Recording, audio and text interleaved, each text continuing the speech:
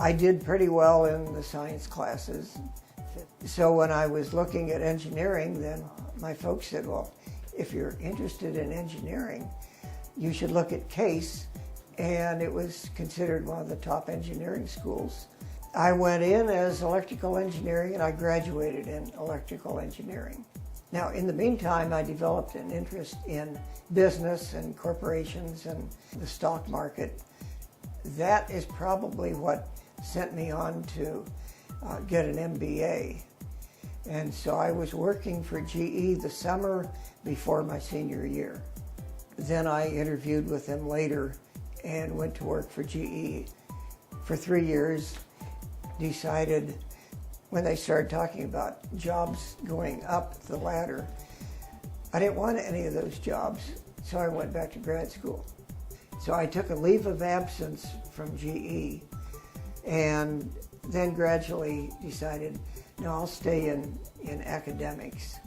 You know, my major at Ohio State, my major area of interest had become what was then called physical distribution. Later on it was called logistics. When I had a chance to come over here to Iowa State, and I came over on a 2-year visiting slot. You know, after 1 year, then they made the visiting slot permanent.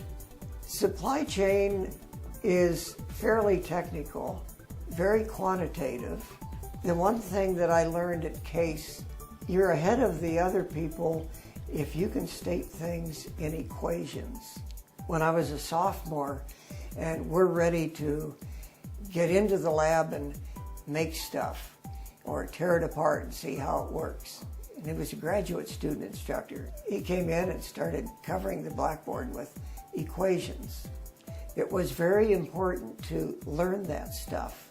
Otherwise, you don't deserve to be near a lab. But for a long time, I didn't know that. That turned out to be vital information. Now the students would have the think box to look forward to, and the faculty can not spoon feed them the theoretical basis, but say, okay, these have to be learned at the same time. And then maybe they'll learn the theoretical basis better.